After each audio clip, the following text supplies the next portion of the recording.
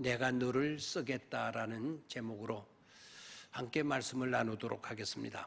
오늘 묵상하게 될 본문의 말씀은 사도행전 7장 34절의 말씀입니다. 같이 보도록 합니다. 내 백성이 애굽에서 괴로움을 받음을 내가 확실히 보고 그 탄식하는 소리를 듣고 그들을 구원하려고 내려왔노니 이제 내가 너를 애굽으로 보내리라 하시니라. 하나님의 생각과 하나님이 하시는 일은 우리와는 크게 차원을 달리하는 경우가 많습니다. 내 생각은 너희 생각보다 높음이니라. 내 생각은 너희의 생각보다 높음이니라 라고 이사야 선지자를 통해서 주신 말씀처럼 말입니다. 정말 다행이 아닐 수가 없습니다. 우리의 생각대로였다면 얼마나 문제가 많았겠습니까? 우리의 생각보다 하나님의 생각이 높으시고 하나님이 생각대로 이 역사를 주장하신다라는 것은 한편으로는 큰 축복이 아닐 수가 없는 것입니다. 오늘 묵상하는 사도행전 7장 34절의 말씀을 보면 더욱 그러함을 느낄 수 있습니다. 하나님은 자기 백성들의 괴로움을 보시고 또한 그들의 탄식하는 소리를 들으시고 그들을 구원하기 위하여 직접 행동하시는 것에서 잘 알 수 있습니다. 보시고로 끝나지 않았습니다. 구경만 하시고 계시지 않았습니다. 그들의 탄식 소리를 들으셨다고 했습니다. 비명 소리를 듣고 괴로움의 소리를 듣고 가만히 있는 그런 하나님이 아니셨습니다. 보시고 들으시고 난 뒤에 하나님은 구체적으로 행동하셨습니다. 구원을 위해서 말입니다. 그런데 인본주의자들의 주장은 사람의 생각과 뜻이 항상 우선이 되어야 한다고 주장합니다. 언제나 사람 중심이 되고 사람 본의로 모든 것이 이루어져야 된다고 주장을 합니다. 맞는 말이기도 합니다. 그러나 인간이 타락하기 전까지는 그랬습니다. 하지만 이제는 아닙니다. 성경에 이렇게 말씀합니다. 사람의 생각이 항상 악할 뿐임을 보시고 사람의 생각이 항상 악할 뿐임을 보시고 라고 한 것처럼 이제는 사람 중심이 되거나 사람 본의로 되어진다면 그것은 크게 위험한 일이 아닐 수가 없는 것이죠. 인간의 뜻과 계획이 우선이 되기보다는 오히려 하나님의 생각이 우선이 되고 하나님의 뜻대로 되는 것이 훨씬 다행이고 축복인 것임을 우리는 놓치지 말아야 할 것입니다.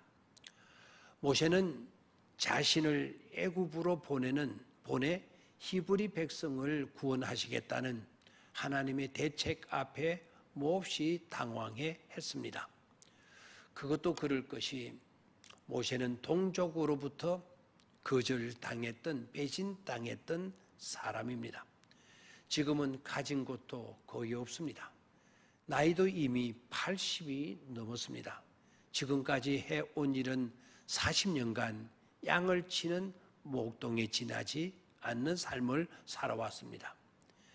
자기가 자기를 보아도 자격 미달인 것입니다. 그런 자를 이스라엘 백성을 구출해내는 지도자로 그것도 구원자로 세우시겠다고 하시니 당황할 수밖에 없었던 것입니다. 여기서 우리는 자기 백성을 향하시는 하나님의 그 긍휼하심의 마음을 놓쳐서는 안 됩니다.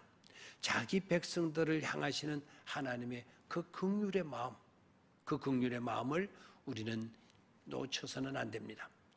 그들을 구원하시고자 실패자를 들어쓰시고 늙은 자임에도 들어쓰시고 흠이 많고 약점이 많은 사람임에도 들어쓰시는 하나님의 사랑, 그 은혜도 또한 놀랍지 않을 수가 없습니다.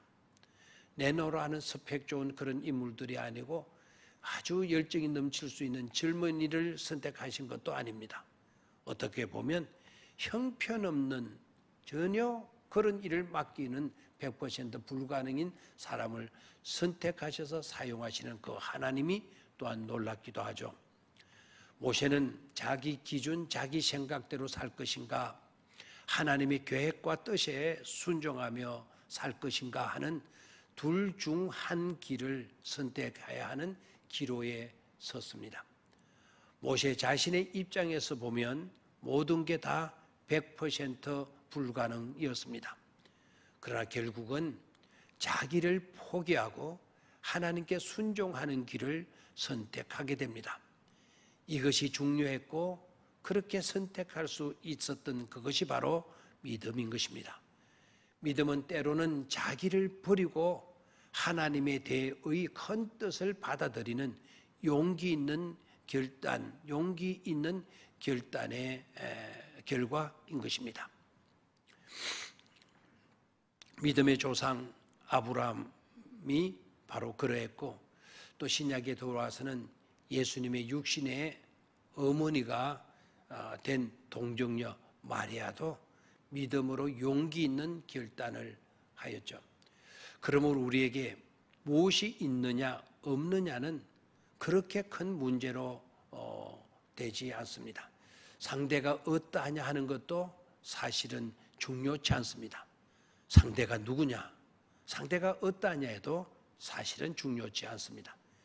형편없는 우리라 할지라도 하나님께 드리기만 하면 전지전능하신 하나님께서는 보잘것없을지라도 형편없는 것일지라도 우리에게 있는 것으로, 상대가 또한 어떠한 체제에 있다 할지라도 아무리 강하고 능한 자라고 할지라도 하나님은 우리를 통해 기적을 베푸시는 하나님이시다는 것이죠. 그 하나님이 놀랍지 않습니까?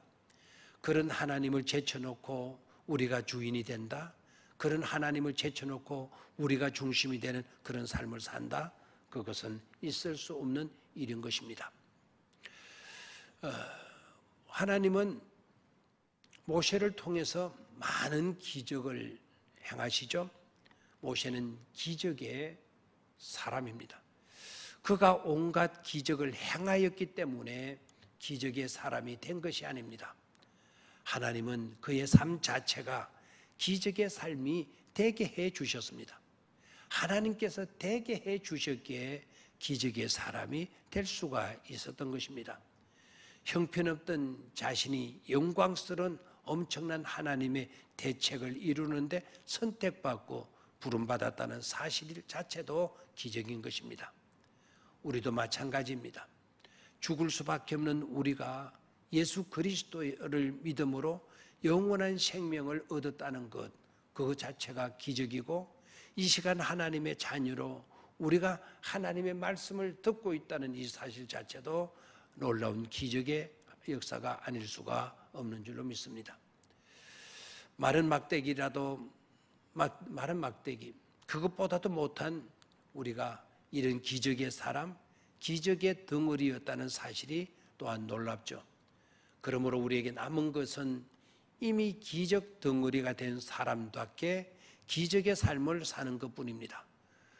우리의 삶이 기적이 되게 하신 하나님께 존귀와 영광과 감사를 드려야 합니다. 날마다 기적 덩어리로 변하는 기쁨을 놓치지 말기를 바라는 것입니다. 이것이 우리의 마땅한 본분이 되겠습니다. 감사합니다.